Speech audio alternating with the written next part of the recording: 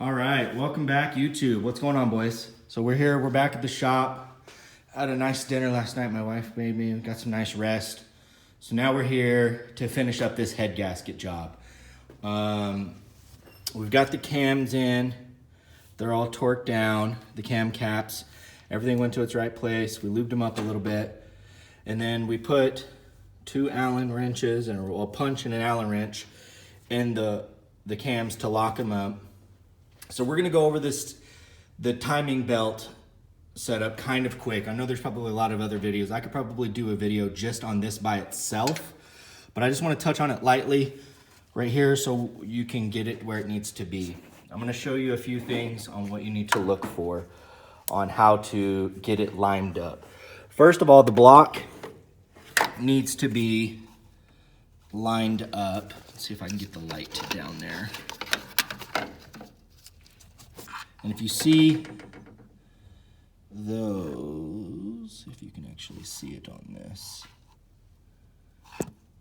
There we go. You can kind of see the spline right there. Let's zoom in. There we go. So you see those 3 dots right there? The top one being the red one. And then behind that is the spline with the dot underneath it. Lining that up is top dead center, TDC, technically 16 degrees, TDC for cylinder number 1, and that's where we need it. And so when we lock these cams here with that, they will be saying facing up, and you'll see I actually even painted the cam gears where their teeth are to line up with this spline that's back there. You can actually see it right there. So we need it to line up there. We need it to line up on this side right here, and then that side over there. Let's get some light on everything so you guys can see it. It kind of can be a little bit difficult, but we will get it, and all is well. So once you get those 3 lined up, you loosen up the tensioner, which will be a bolt down there. You can actually see it here.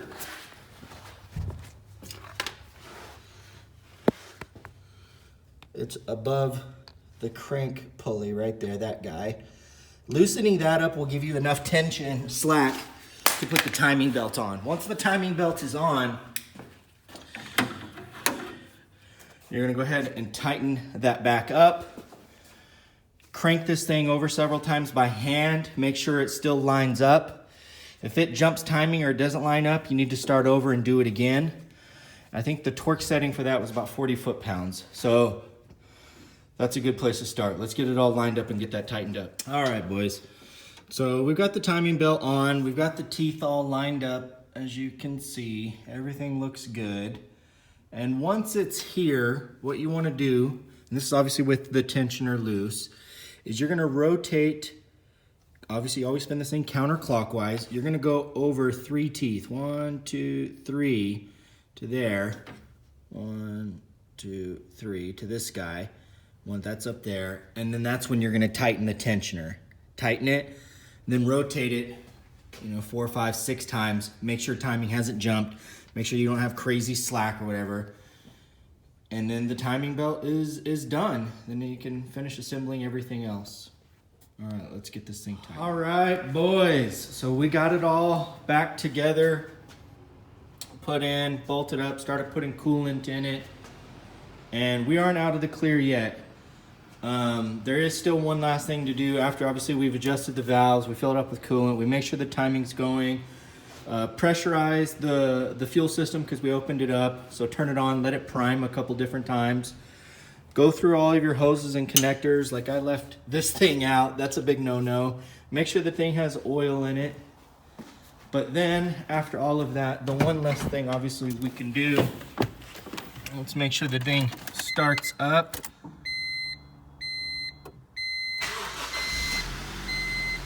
She starts, she runs. Sounds good. The one last thing to do that we still need to do because we've changed up so much stuff is adjust the ignition timing. And so we will jump the plug that's in the passenger side, hook up the timing light to cylinder number 1, loosen up these 12mm bolts on the distributor, and flash down here to make sure and we put it on 16 degrees before top dead center. And then we're done and burp the coolant system, and then we can take it for a test drive. But yeah, we got her running. It sounds good. There might be a slight tick on one of the valves, which is fine. Sometimes you have to redo that. I'm not the best valve adjuster in the world. It definitely takes practice. You know, it's not a pure science. There's a couple different methods to do it. The go, no go, things like that. But other than that, it seems to be everything going well. Other than I just dropped the radiator cap. There's nothing worse than dropping parts down in the damn engine bay. But you know, our belts aren't squeaking. Everything's to be running okay, so we're good. Let's adjust the timing and then put this thing back together and maybe take it for a little test drive. All right, I'm gonna try to show you guys the plug that we jump. It's gonna be right here underneath the center console kick panel right here. It'll be plugged in to that little blue thing right there. There we go. And I just jump it with a twisty tie or metal connector. Whatever you want, it works. So now that that's jumped, that will take the ECU out of the loop and allow us to adjust the timing manually. As you can see, I've got the timing gun hooked up to cylinder number 1. Here's the inductive timing light, and we're hooked up to the battery. So we're gonna start it up, and I will adjust the timing by pointing it down at the crank. You'll see the markers. It'll flash when cylinder number 1 fires. It'll freeze the crank. And I will rotate the cam to get the mark where I need it to. Running. Here's the inductive timing light. Hopefully this shows up on camera, but this is what it looks like. And we're aiming down at that little spline down there to try to get the red mark to freeze. And that's where we adjust it. And then once we get to where we want, we tighten the distributor down. Like so. And then we are good. Voila, YouTube. How you like it, boys? Got it all back together, cleaned it up a little bit, sprayed it down, set the ignition timing by adjusting, obviously, the distributor, and cleaned up the engine bay, obviously, a little bit. And this is how you flip CRVs. This is how you do it. You know, we took one that has a very, very common issue with a burned exhaust valve, and we repaired it for pretty cheap. If I had to guess, I would assume that this repair probably cost me about $150. Obviously labor, you know, it took 2 days, but that's not a problem. That's what I like to do. This is a good hobby.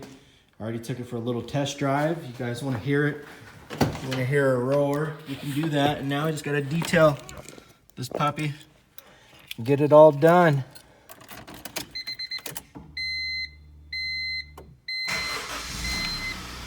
Starts right up, no problems.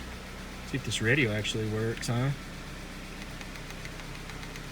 But flying on the water like a jet ski, yeah. Going to the driller, bust the AP, yeah. Flying on the water like a jet ski, yeah. Going to the driller, bust the AP, yeah. Flying on the water like a jet ski, yeah. now we go.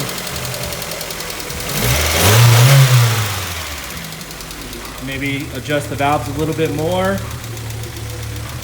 Time everything a little bit, you know, kind of get everything, go through, make sure that everything's tight, do an oil change on this thing.